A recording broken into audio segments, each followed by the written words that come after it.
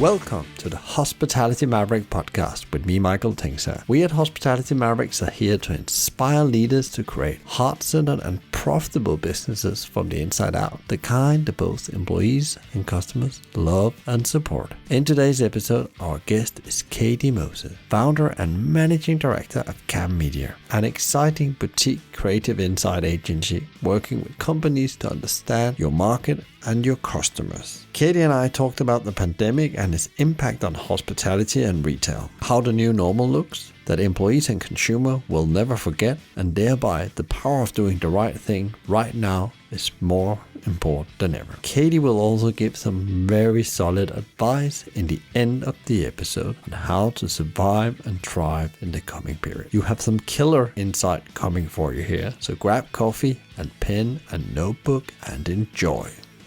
Welcome to the Hospitality Maverick podcast with me, Michael Tingser. We are in the end of this lockdown period and we are slowly moving towards, I think it's Sunday, we're going to get an announcement from the Prime Minister. We have Thursday today that there's going to be a lift in the lockdown. And today I have a guest with me and we agreed that we're going to talk a bit about the future and how to bounce back from all this. For this conversation, we have Katy from KAM Media with us. We're going to be talking a bit about, both what's going on, but also what you need to be aware of as an operator when it comes to your customers specifically as we go into the next phase of this, or the next phases, I would rather say. So Katy, welcome to the podcast. Hi, Michael. Thank you so much for inviting me. So Katy, for people that doesn't know who you are out there and what KAM Media does and what you guys are up to and what your passion is, do you have like a quick elevator pitch that just give them a bit of the context and why you are involved in hospitality?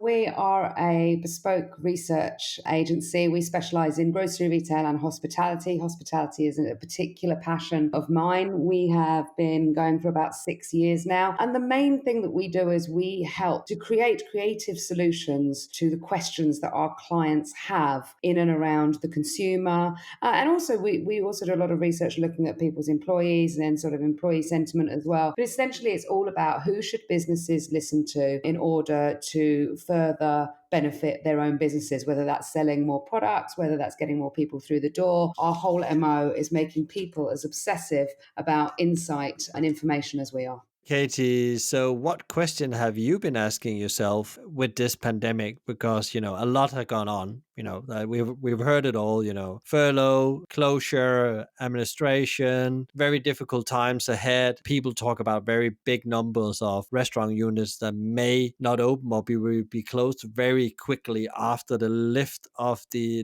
lockdown. What question have you been asking yourself during all this? I think the main thing I'm fascinated to know is how agile are we as an industry? How much are we able to take a business that has traditionally been single faceted, so whether that's only delivery or it's only food or it's a wet-led pub, whatever it is, how are we able as an industry to take that business and pivot it to make sure that we can survive such an uncertain period as this? And that's what I've really been spending my time looking at, is what have businesses been doing? And then critically, how have consumers been responding to those changes within those businesses? And that's a really good question, because I think you're seeing both sides in my view. So you're seeing some very creative pivoting, and you're also seeing somebody that almost feels like they just gave up very quickly when this hit them. It's like a couple of examples where you would say that they absolutely, from your point of view, really took this challenge on and have pivoted and are trying to do things to get out on the other side. There are countless amounts of businesses that have done this. I've been really incredibly impressed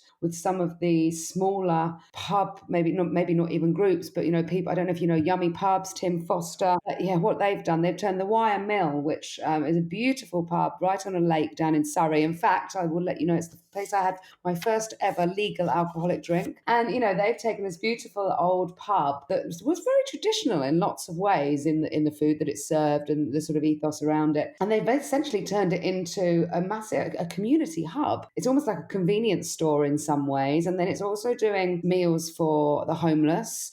Meals for the NHS. They're doing some great things, and that's in conjunction with its sister pub, the Somerstown, up in near King's Cross, where actually, unluckily for the homeless people of North London, I will be going to help and cook Tuesday of next week. Finally going to get out of my house and get up there and do that. So I'm really impressed with some of these sort of individual or small operators who I'm not even sure that a lot of them are doing it for survival, because I don't think a lot of them are making any money for it. I think it's more about the fact that pubs have always been the centre of the community in the UK. And I think that it's about hanging on to that place and proving that actually they're still worthy of that title, which I really believe they are. So that's one area I've been really impressed with. I've also looked at some of the initiatives that some of the chains have been doing, and I think Leon would jump to anyone's mind, so it's an easy one for me to choose. But the people that were quickest to instigate social distancing, contactless payment, and the people that were quick enough to create an environment that was safe for their employees and for their customers, but also still manage to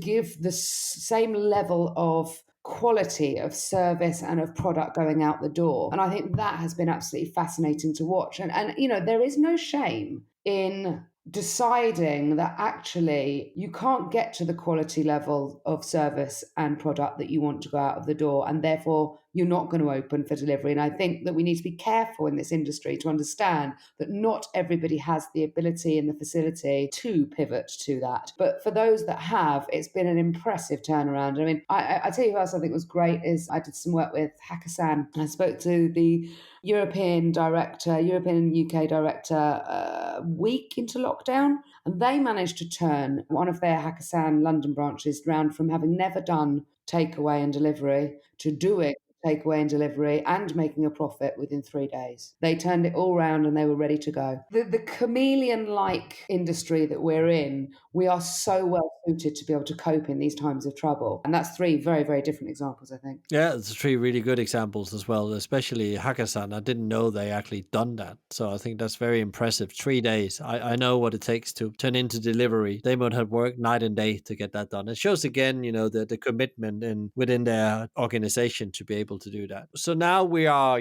we've gone past some 6-7 weeks with all this going on, and we've seen a lot of pivoting transformation. And now we go into this is the first phase of how many, 5, 7, 8, I don't know, probably know better by Monday morning what it means and easing up for things. It probably doesn't mean restaurants opening full blow. It means something around social distance and like that. So what is your view on this, the next phases that comes, and what should the operator look out for as they start to reopen slowly? The first thing that we need to understand as operators is, what does our customer now expect of us? Because it's going to be very, very different.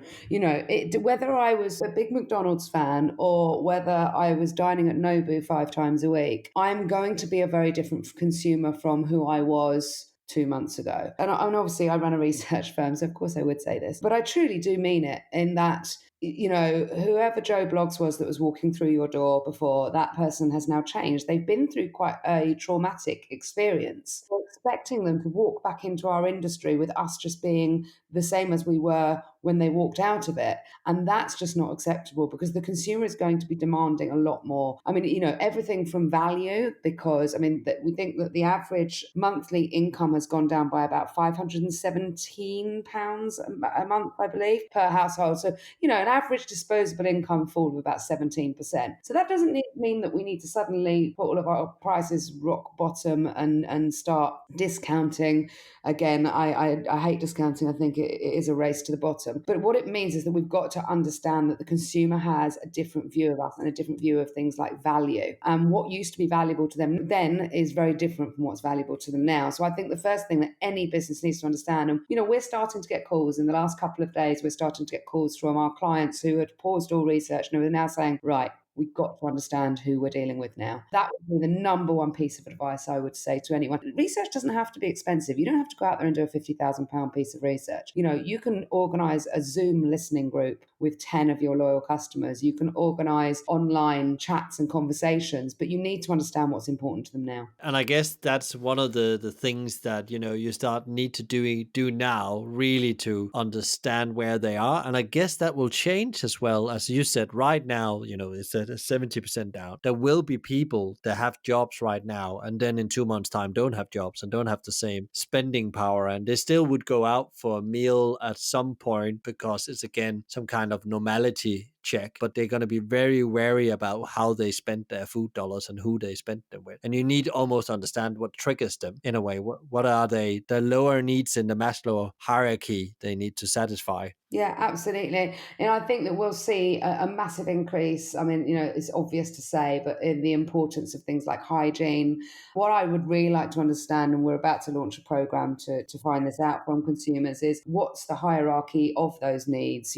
Do I need to have somebody serving me with gloves and a mask on for me to feel comfortable going out to a restaurant? Or does somebody serving me with gloves and a mask on make me feel a bit anxious? So I'm not going to go to that restaurant. And again, until we actually ask those questions to consumers, I don't think that we know. I think that a habit takes 6 weeks to form, and we have formed habits now that will take some time to break. And I actually don't think, people keep using the phrase the new normal, and certainly we use it in a white paper we did recently. I don't think there will be a new normal for quite some time. I think it will be an absolute moving feast. Yeah, and I guess this is it. As long as there's no cure, no vaccine, this is where we are. We can talk about herd immunity, we can talk about testing and all that. But I talked with a friend of mine, but he said, I don't want to expose myself for risk. I said, you will have to expose yourself for risk, because as long as you don't have the vaccine and you don't have it injected into you and you actually know it works, because one thing is developing a vaccine, another thing is finding out if it does the job, you'll be able to become ill again. So do you think there's going to be bounce backs, yo-yo effects in this when we start opening up again and they say, well, we have to put some tougher measures on because we open too fast? Or do you think we're really going to get it right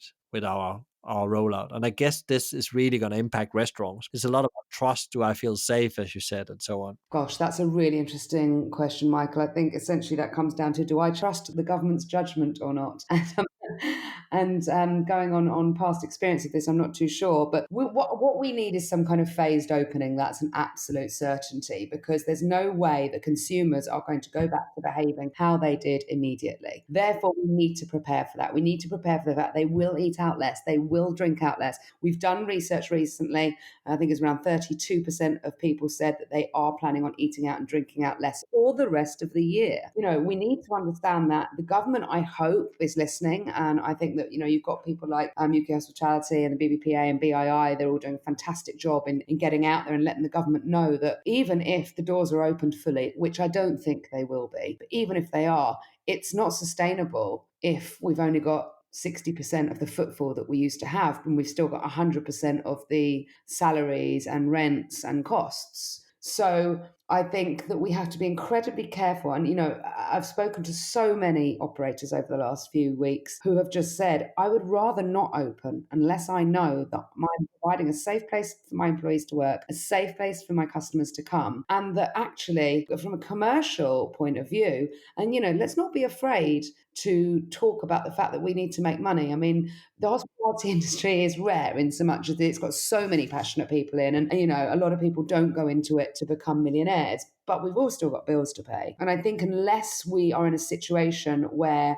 we can get back up to the level that we all need individually, and every business is different, then I don't think that we should be opening fully. And I hope that the government understands that and puts in some kind of phased opening and phasing out of furlough rather than letting it stop, and all the other support that's been available to the industry currently. And it's quite interesting what you just mentioned there, because I saw Nisha Katona from Mowgli was out yesterday and say exactly the same thing, that we went out earlier than the government shut us down, and we're not going to open before we feel safe as an organization for our people, first of all, and our customers. And we have to have faith and have patience in a way in doing the right thing, because they can lose a lot of money opening as well. There's cost that starts from the day you can't control, from the day you open, because you can't just shut down again. When you open, you're open. So I think you're absolutely right. You talked about the white paper, and I you sent it to me the other week, and I've been reading it, and I think you have some like key things in this white paper. You have 6 things you say that these are the trends operators need to be aware of, and I think it would be good just to share some of that with people out there, because I think there's some really great content in there and some really food for thoughts there to reflect on as an operator. You need to be aware of. Yeah, I think so. I mean, we identified these 6 key areas, and actually just going back on something that you just said about, not wanting a second shutdown, and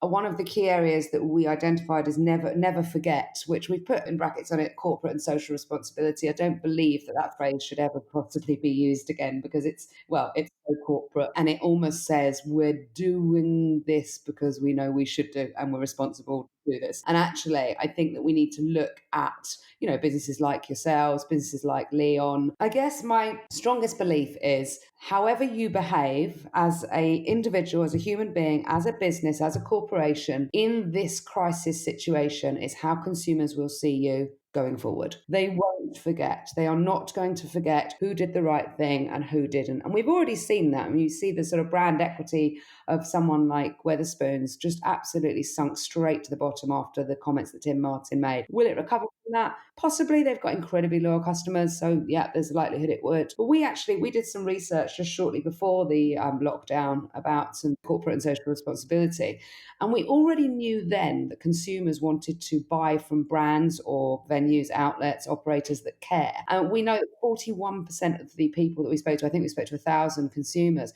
told us that the impact on their health and the impact on environment of the brand that they were buying from was important enough for them to change brands. That is only going to have grown, Michael. That's not going to have lessened in this situation. It's going to be even more important as to what effect does this business have on the environment? What's their ethical stance? What charity work have they done? What's their impact on my health and the health of the nation? All of that is going to be even more important when we come through this lockdown. If you do the right things, from, as you said, some operators that have done things not even making money, but they do it because they feel they have an obligation for their local community or just in general for society. They haven't done that. And I can talk for myself and my team in the back kitchen. We didn't do it because it sounded like the right media strategy. We just immediately knew we have to do the right thing. And because, first of all, it's one of our beliefs and values. And I guess these companies will also come out on the other side with a team that's so engaged and so motivated to drive them to success, no matter how hard it's going to be, because everybody's going to have a hard time rebuild the business up again. And I guess that's, again, a powerful thing. Honest Burgers, again, how they have dealt with this. I think it's been, very great to see how they dealt with it from day one, how they communicated. Hawksmoor is another great example, how they've dealt with the situation, especially taking care of their staff. I think you're absolutely right. The food dollar a pound will land with these operators over a long term. It's, in my mind, it's not actually corporate and social responsibility, it's trust. And it's do I trust this business to do the right thing when the chips are down? And if they do, then you can bet your bottom dollar that they're probably going to look out for me. The quality of their food is probably going to be what they say it is. They're probably going to treat their staff really well. They're probably going to reach out to charities because they want to, not because it's the right thing to do. And actually, all of those areas build up a personality of a brand for a consumer. And if any parts of that personality are falling down, then any loyalty you might have felt to that brand or any desire to try that brand will dissipate very quickly. I totally agree. I totally agree. And I guess there's going to be a list, if it's public or not, in consumers' head of the company that did the right thing. And they will remember, much more than you think. I definitely heard some people say they were very shocked about the Weatherspoon thing, but also EasyJet's payout to shareholders. It was another example of where people were just shocked. There's a friend of mine, he travels a lot with EasyJet, and he said, I can't fly with them anymore. I just can't. And maybe it's convenient, but it's not the right thing to do. I can't support that. I absolutely agree with him. I mean, I'm going to struggle with that because I've been boycotting Ryanair for 3 years, so I might need to use EasyJet, but I'm certainly going to try to avoid using them. Absolutely. And I will vote with my feet, and consumers will do that. One of the other points that we make in this white paper, I think, which leads on from that, is the idea of connection and collaboration. We've seen that some of those big brands, I mean, I don't know if you know Bid Food and Breaks, they're wholesalers, sworn enemies most of the time. They've essentially pooled all of their resources to make sure that they can get, the vital supplies to those at risk and deliver direct to customer or to the operators that are open for delivery and to help the NHS, etc. And I think that that's another area that the consumer, they will have their eyes open. They are going to see who's helping people and who's putting up barriers because they're allowing old rivalries or competition to stand in the way. And I think that that's something that I think something we'll see coming out of this as well is a lot more collaboration to make sure that supply chains are stronger and, ecosystems work better. And I think that certainly operators should be looking at who should they be collaborating with? What moves can they make now to collaborate with people to better serve their customers or their employees for the longer term? And I think that we'll see a lot more partnerships like the Bid Food and Breaks one. Yeah, and I think you're absolutely right. And it's going to be partnerships that goes beyond industries, I think, with charities, with organizations that can help with other things than delivering food. It's going to be across technology. I think it's going to be like, you will understand that as a sector, you're not just your own sector, but you actually have to work with other sectors to make it work. And I've already seen that myself, and it's actually much easier to have those conversations because all the red tape is gone. You don't have to, oh, we have to see if we can do that in 3 months. No, okay, we need to do an impact now. Let's get moving. How do we do it? What is the first step? And I think as a business, you need to take advantage of this right now. You can ask yourself the question, who would you like to be standing next to in 3 years' time when you're out of this? And what are you going to be celebrating of massive achievements that's not only profit, but actually making massive impact on the people and planet? Exactly. It's about reshaping your entire ecosystem, essentially. Who should you be collaborating with? What have you got that you can put out to the industry that helps other people? We're seeing quite a lot of the tech companies do this, actually, which I think is quite exciting, giving people the tech capability that they didn't have before to achieve what they need to achieve. One of a great story that was told to me in the last couple of weeks is about Volvo. So in 1959, Volvo invented the 3-point seatbelt, which obviously saved millions and millions of lives because they made the patent available to everyone in the interest of public safety. It's estimated that since then, the invention has saved over 1 million lives, was the story I was told. So I think we need to look at incidences like that and think we are in an unprecedented situation. What have we got? Or what can we share as a company within our industry that will help to save lives, metaphorically rather than literally, in so much as save businesses and save parts of the industry that we don't want to lose? But also, how can we help each other to make sure that we are still caring for the vulnerable and that we are still caring for our key workers, which are two areas that suddenly we're all out there and we'll all be clapping at 8 o'clock tonight and we'll all cheering these heroes. But where was our appreciation of these people beforehand? Very good point, yeah, because they were almost like in the bottom of society. Teachers, hospital workers, firefighters, police officers. And I think, again, I hope that this will bring the, understanding what these people actually put out there of themselves and what they contribute with. Yeah, and we cannot and we must not go back to a situation where we don't value the people who keep our world turning. And that's all part of the sort of never forget trend that we mention in the white paper is,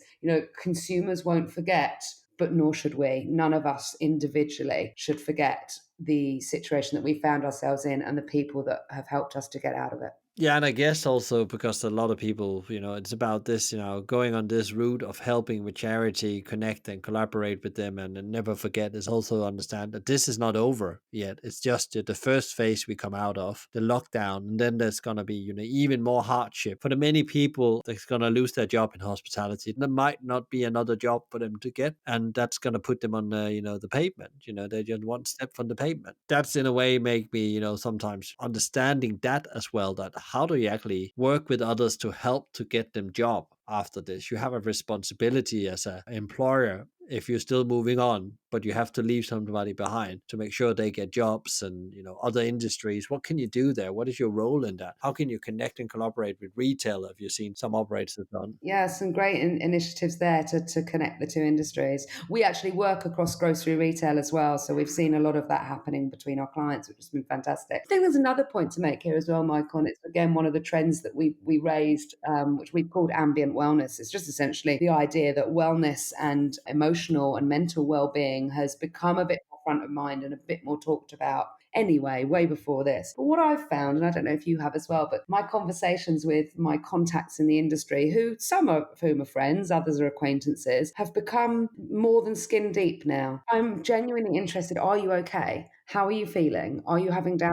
days, up days? Is there anything we can do to help that? Right now, hand hygiene and washing your hands and wiping down surfaces is obviously very, very much front of people's minds. But I also believe that we are going to see an increase in people talking about emotional well-being and mental well-being, because I think, this has been a traumatic situation. And I think that the brands that will come out of this as winners are the ones that understand that the consumer needs help reconnecting to normal life. It's not just about the reassurance of the physicalities of going out to eat and drink in hospitality, but it's also about, how are we helping to support your mental and emotional redevelopment after this situation? Yeah, and I guess this thing again going away from this transaction focus to it's actually a relationship and an emotional connection you do with our customers. I know a lot of people have talked about this over the last year. Oh, we need to create a customer experience. No, what you really need to build is relationship. They have to feel that you actually bring something to the table that makes their life better from where they come from, because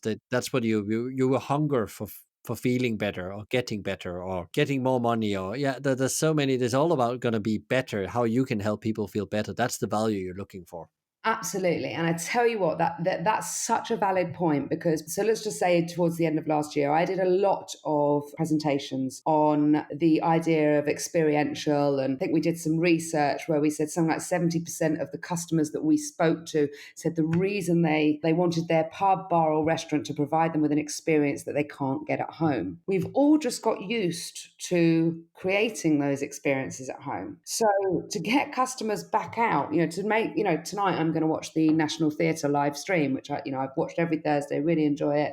I'm going to have some food delivered tomorrow. And, if we're going to get consumers out of their houses, off their sofas, out of their kitchens, where they have learned to cook better. They've been doing cookery programs. They've been doing cooking for their neighbors or getting their kids to cook. They've been baking. If we're going to get those people back out and into our industry, it's no longer about providing an experience that they can't get at home, because they've learned how to recreate that experience. So it is about nourishing them. It's about giving them something that they can't get at home, but that they're emotionally attached to. Because otherwise, if we look at it in any other way, then we are just looking at a transactional relationship. And that's not going to be good enough, I don't think, in this new normal. It's about how do you actually take this to the next level. People would look at food, they will be presented and think, can I do this better at home? Yeah, I can do this better at home. And it will not only be, chefs, it will be normal people that have really upskilled themselves again, like in the old days. And they would know what things cost, because suddenly they've been doing a lot of food. I was like, I'm not accepting paying that for a scrambled egg and a piece of toast. That's just ridiculous. So I think you're absolutely right. You also talk about what I think is very interesting, and a subject that has been beaten on a lot the last 6 weeks: delivery. And I guess that in a way we talked about it for years. This is the new big thing. Now it's here. It's definitely been cemented over the last 6 weeks. This is the thing. Call it delivery, e-commerce. I would say suddenly restaurant got new competitors as well. The smaller, retail units, butchers, greengrocers, they suddenly can compete with restaurants' revenue as well, because suddenly they gone digital as well and find out they can do stuff and sell stuff. I have a little butcher down the road. They are now selling bread. They're selling stuff they never had before. Sausage rolls, finished product, half finished products. Suddenly he's found out there's a market for me. I just need to have great products on the shelves. He said, it's never been better. I'm absolutely killing it, he said. My butcher and my fishmonger, I tell you, when the skies open up again, there's going to be a lot of butchers and fishmongers in Mauritius, I reckon. On the subject of delivery, I'll give you some stats here, actually, Michael, because we ran some research and we spoke to 250 operators. This is, 3 weeks ago and we said to them, have you set up a delivery service since lockdown? 25% of the people we spoke to had. A further 20% were planning on it. But then I think the main interesting stat is that 80% said they intend to continue to offer it after lockdown. What we're seeing is we had about 10%, I think, of the industry that were offering delivery before this particular crisis. We've now got around 35% offering it, another 20%. So we're looking at, when we come out of this lockdown, at least 55 to 60% will have some kind of delivery or takeaway service set up, and 80% intend to continue that. I mean, that's massive. That's a real change for this industry. Yeah, and I guess again, it'd be interesting to see how they, third party platforms and how they would play their role in this. They also found out that actually they can be quite a lot in control of this themselves. So I talked with an operator, our local pizza guy, and he said that he's found out there's no reason to use third party. They still do it a bit, he said, but I actually can run this myself with click and collect and delivery. I was very scared of it because I thought nobody would come and buy from me, but they know me, they trust me. And they said they would rather buy from him directly than Deliveroo because they know that there's a fee involved. And they want to support the local venue. To trial delivery now is an absolute must. Even if you weren't thinking of doing it before and you were thinking, actually, I'm still not really ready for it, you need to trial it now, because right now, consumers, we know from other research that we've done, are much more accepting of screw ups. If something doesn't quite go right, they're a bit like, yeah, well, there's a global pandemic going on. We're going to let you off. So this is really the time that smart brands will use to experiment in how their longer term plans look. And also, I think that with any kind of advancement in the hospitality industry that involves tech, and I'm not saying that tech is not the right way to go. It is absolutely the right way to go for a lot of brands. We also forget how simple the one-man band doing it himself, as you just said about your local pizza guy. We've got a tiny little but sort of quite upmarket garden centre just down where I live in South London. And they closed for the first 3 weeks because obviously all garden centres had to close. And they are now doing delivery only. And they've never done that before in their lives. And do you know who's doing the deliveries? The two brother-in-laws of the two guys who own it, who used to be black cab drivers, and who, of course, are now getting not enough business through the black cab driving, so they're now delivering. And that's just about bringing in the people that have the right expertise, being brave enough to trial it, and the consumer will be forgiving at the moment, and they want you to trial it because in the long term, if it works, it's going to be good for them, and they know that. And you can still, you can quickly improve it right now, and then the consumer will notice, oh, they actually improved, because it's so difficult there's no normal now, but in a world where everything has to be perfect, at some point we will get to that point where you're not allowed to make mistake in the same levels now. So I totally agree. That's a really good point you have. I didn't know garden centers were delivering now, but that's very interesting to see.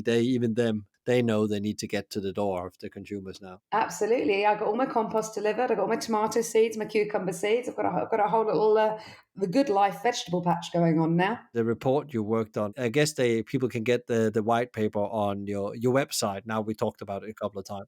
We've made the white paper and quite a lot of our other research absolutely free of charge for everybody to download. Some of it is from prior to lockdown. We've also done a lot of work within lockdown. The main idea was that we just wanted to help the industry. And the fact is, if the industry's closed, they're not going to be spending money on research. We understand that.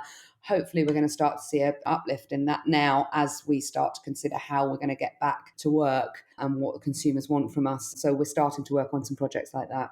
If you were a leader of an operation right now, what trend would you start with? You mentioned the delivery. If you've done that, let's say that savvy operators have already either they're trying it out right now, or they're already having success with it. What is the next thing they need to look into in your trends? On the other side, you say this is an absolutely must. You get a handle on this. Actually, I think I would start with my employees. I would start with my employees and I would say, what do you think we've done well over this period? Where could we have improved as a business? How safe do you feel coming to work? How likely are you to stay working with us? There will be a number of people who will now have maybe switched industries and have gone, as we mentioned earlier, have gone over to retail.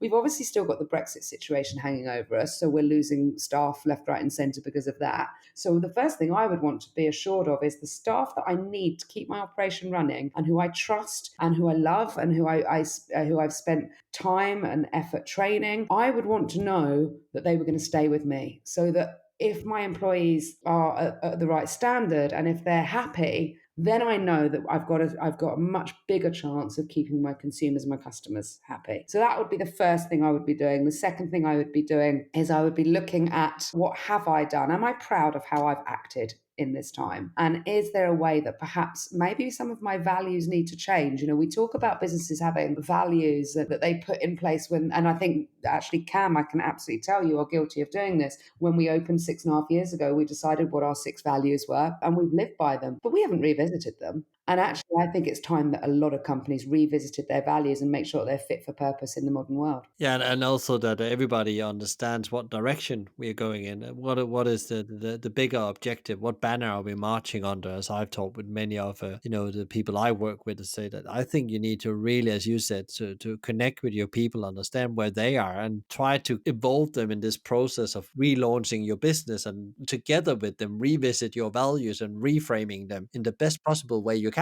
on a Zoom call. It's your only option right now. But you have the time to talk about this now. You didn't have the time before. There's always something else. Or, oh, we're just going to finish this workshop, then we're going to write it up and send it out. But now you actually have an opportunity to work, even if you wanted to revisit the old value, to take one value at a time, a week, and talk about how have we displayed that before and during, how we want to display it after. Those simple questions will give so much food for thought as a leader, where your people are and how much trust they have in your business as well. I think we need to also have a bit more agility, because we see these massive companies with numerous amounts of outlets, and that it's the old oil tanker phrase that they take a long time to turn. And I think we have just learnt in the last couple of months that we don't have a long time to turn sometimes, and we need to be able to work quickly to change our working practices or our values, or whether we do delivery or not. I had a conversation with somebody who will remain nameless the other day, who said, I'm never going to listen to anyone who tells me something's going to take 3 months ever again. These things just don't need to take that long. And actually, people can make quicker decisions and we can be more agile as companies. And that would be the other thing that I would recommend that companies in our industry do at the moment. How agile are you? How quickly can you change? And if you've got blocks in the way of making those changes and pivoting, as we started off the conversation with, then you need to work on removing those so that you can change if needs be, and you can still compete in the market. That's the other thing as well. We talked earlier about the fact that a lot of companies we might lose, and we will do. So the market is going to become super competitive, and the consumer now has the choice of all of the different eating out and drinking out places it had, plus the majority of those doing takeaway. So all of a sudden, you're almost doubling what the consumer has access to. So what are you going to do to get that emotional connection and relationship with the consumer? I had a conversation with a client of mine the other day, and we were talking about how to get the team ready. In that session, we get to the conclusion that actually there is a massive skill gap in the organization. So there's enough people, but there's actually people that there's skills within his business he doesn't have compared to the opportunities standing. And there's two options. You can retrain, or you need to go out and acquire new skills. So it's also, it's good to take care of your people in a way, but also understanding what does the organization need to move forward. And it can actually take some of my very good people and upskill them to digital skills, e-commerce, marketing skills, whatever it is. What kind of senior team do I need to do this? Is there too many senior people in my organization? That's the productivity channels? He talked about exactly the same thing as you said, that suddenly I could get my people to do things in no time because they're under threat. As I said, it's fear. So they remove all the politics, and all the mid-management disappear in one go. How do you avoid that coming back? Do you actually need to think about this now? Because it's easier to fix now than in 12 months time. So there is some very, in my world, some big challenges around how you set your team up for success. How do you set a high performing team? And for people with a bit of that wants to look a bit more of that, there's a Netflix series called The Last Dance with the Chicago Bulls right now on Netflix. And that's all about, Michael Jordan as the key of the team, but again, how this team was built. And I think there's some great learnings. They came from a very bad place to become winning the NBA 5 times. That was a side note. I just thought it was interesting. Just grabbed that thinking you had around people. What about yourself, Katy? How do you keep yourself over water in these times? Because you just said as well, there's no way you can charge in the moment. I just have to believe in doing the right thing and sit and wait until we come on the other side and people start picking up again. How do you keep yourself, as a business leader on top of things? My trade secrets. It's been a tough couple of months for me and for us at KAM in any way.